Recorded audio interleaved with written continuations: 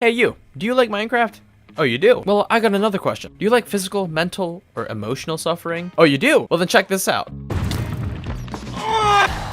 Where are you coming from? Where? How? This is RLCraft, and since you guys love seeing me suffer so much, I'm going to be playing this mod pack. If you don't know what RLCraft is, it's basically the definition of agony. And if you guys enjoy my pain, well then please leave a like and comment, because honestly, that does make me feel better. I hope you guys enjoyed this video, and here we go.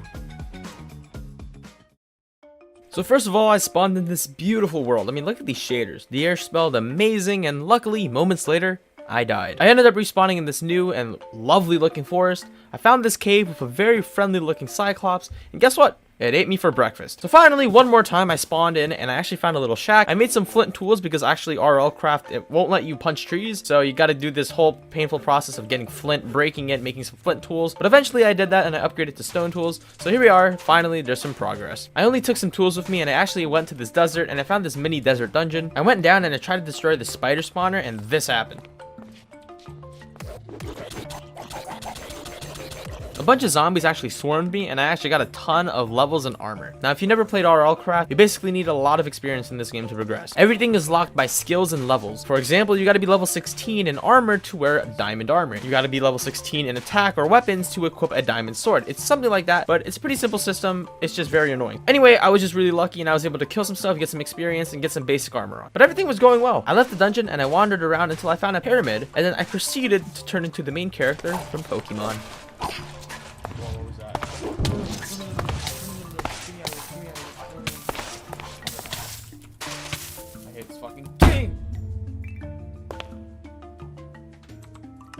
If you didn't know, RLCraft actually adds locational health, meaning you have 3 hearts dedicated to each body part: your head, your body, your arms, your legs, whatever. So basically, you could lose all of your hearts for your head or your body, well, you instantly die, just like real life. Well, anyway, this basically means that skeletons that aim at your head will insta-kill you because they instantly headshot you. So from day 4 to 5, I try to get all of my stuff, and... Oh, can get out of here! Oh! Where does the thing go? I swear if it's inside, I'm gonna flip out. I'm gonna fucking flip out. Oh, you gotta be fucking kidding me! Dude! Where are you coming from? Where? Anyway, after all of that, I gave up and I just went to sleep. On day 6 and 7, I had to make some new tools and I decided to go exploring the area. There was this huge ass tree and I died to this little thing at the bottom and I found a bow, but honestly that was pretty much it. I also watched too much Dream and I tried to pull a ladder clutch and I ended up dislocating my knees. Oh! Now another thing in RLCraft is that sometimes enemies can spawn with prefixes and they're really annoying. Basically it buffs the crap out of any mob and it really just sucks. For example, this crate right here, as you can see there's a bunch of prefixes, but it was okay because I had a bow, so I was able to just poke around and finally I killed it. And also these things drop a lot of XP, so this is a pretty good haul. After a while in the distance, I actually found a very tasty looking city and I just went straight towards it. Now honestly the scenery in the city was pretty nice. You know, I rated a 6.9 out of 10, but what really caught my eye was this thing. There was a battle tower right in between the walls, and this was going to be perfect. I set up my base in this little room right here with my bed, and now I could just respawn as many times as I need to get some experience. So here we go.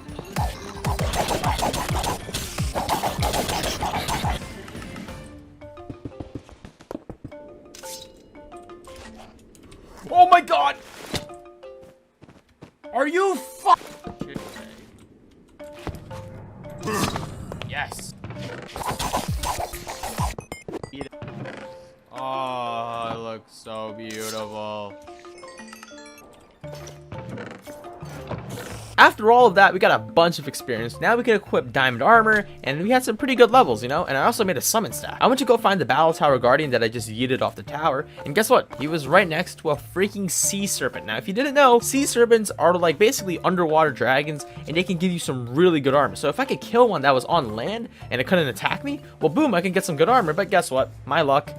They both disappeared. On day 13 to 15, since this wasn't a village and, you know, since I was in the battle tower, I began to explore and try to find a new village and a place to actually make an actual base. I kept wandering and of course I forgot to bring a bed and this happens. I ended up spawning all the way back in my house, but it was alright, because I actually found my stuff again, so that was all cool. But I ended up exploring a ton, and I died a few times, obviously. But finally, after a while, I found a village. Now, the reason I wanted the village is because there are these things called waystones in the world. They're kind of like these teleportation points, and a village always will have one. So it's really nice to set up base right next to one, because then you can just teleport everywhere. And guess what? There's a battle tower right next to the village. So on day 16 to 17, I spent these 2 days conquering it.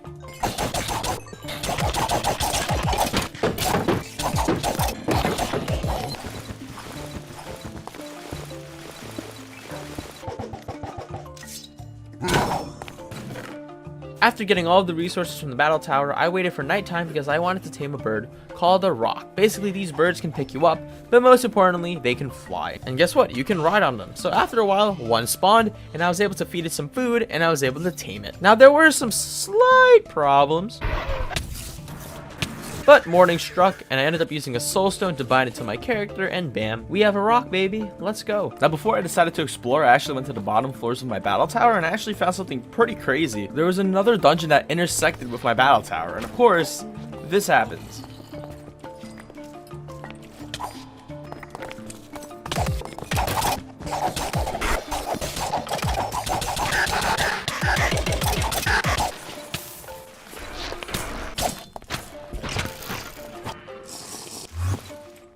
After all of that, I crafted a saddle for my roc, and now look at that, we can fly. I started traveling outside of the village, and I found a dungeon. I flew to the top, I got rid of the spawners, and I saw a dragon, so I just left. Now, I think it's about time you get ready to kill a dragon. Now, dragons are notorious in RLCraft for just killing everything, burning entire forests down, and so we're gonna need to actually do some preparation. I only really need 2 things, a fire resistance potion and a really good bow. Now, to make these potions, I'm gonna need some nether wart. Now, the problem with that is that the nether is a literal death sentence in RLCraft, so we gotta find another way. But luckily for me, in the dungeon under the battle tower, there's actually a room with nether wart, but I just gotta find it. And after wandering for around, I actually got it. But I also got this.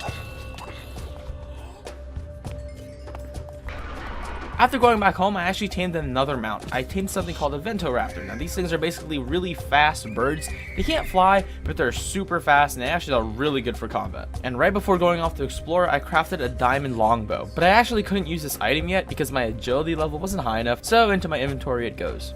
So on day 24 and 25, I explored a lot. I was on the lookout for more villages, for more waystones, so I can just teleport everywhere. I found a few here and there, so I actually ended up teleporting home, and I crafted a quiver for my bow. Now, the problem is I actually needed experience to level up my agility stats so I can actually use my longbow. So I ended up going through some dungeons and getting some experience, but then after all of that, I finally started brewing fire resistance potions. And on day 26, this is the day that we're gonna kill a dragon. I got on my roc and I splashed a fire resistance potion on both of us. This way the fire breath of the dragon won't affect either of us. And as long as we keep our distance, the dragon won't be able to bite us. Now, flying off, we're gonna be looking for some wildfires. This is a really good sign that a dragon might be nearby. And sure enough, there was one right there.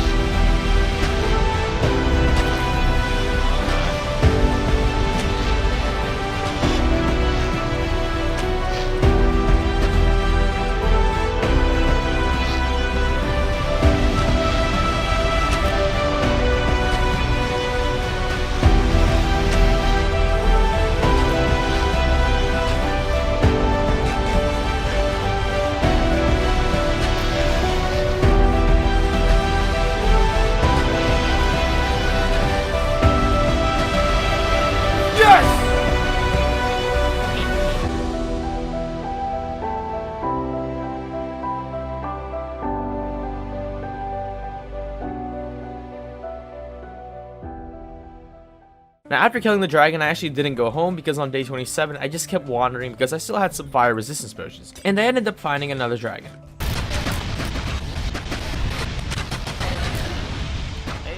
Now, my stats weren't high enough to equip dragon armor or actually use any dragon weapons, so I gotta go grind some levels. So from day 28 to 32, I just grinded a bunch of battle towers and dungeons to just get more experience and really bring my levels up. During this time, I got a lot of items. I made a ring of resistance, which just gives you a permanent resistance buff, which is awesome. I got tons of levels, I had a bunch of close calls, and I even had a handful of deaths. Now, after a while, I actually ran into the problem of temperature because RLCraft adds temperatures, and you can literally burn or freeze to death. So I actually ended up making dragon pants, and I put an Oz Aussie liner on it. Now, if you didn't know, Aussie liners help regulate temperatures, so now we don't have to worry about burning in the desert because it's too hot. I also ended up crafting a dragon bone saber. Now, you can actually upgrade this weapon, but you need to kill another dragon and collect its blood. So I ended up making more potions, I killed some more stuff for some levels, and I set off. On day 33, I went dragon hunting, and I found a red dragon, and I instantly killed it. But then out of nowhere, another red dragon appeared, so I also killed it, and this is great because I wanted to make red dragon armor. Yes. So I got the dragon blood I needed, and I crafted my flamed dragon saber, and using the red scales I also took, I crafted the full set of red dragon armor.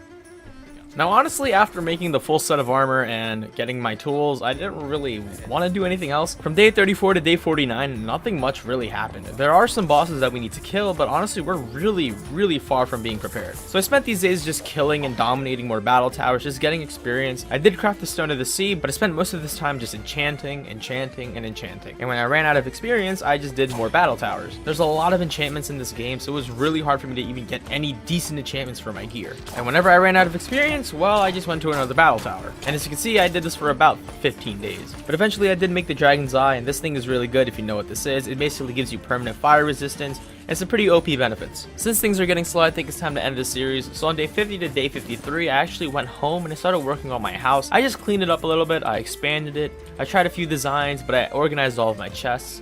And here we are. So yeah, I think I'm gonna end it here. Even though it's day 53, I don't feel like I can keep going without, I don't know, a definitive purpose. I don't really know what to do after this. So yeah, if you guys really want to see the full 100 days, then of course, let me know in the comments. This video was really fun to make, and honestly, RLCraft is so much fun. I do have a Discord in my description, so if you guys want to join and talk to me more personally, ask me some questions, you can do that in my Discord. And other than that, well, I hope you guys have a good one.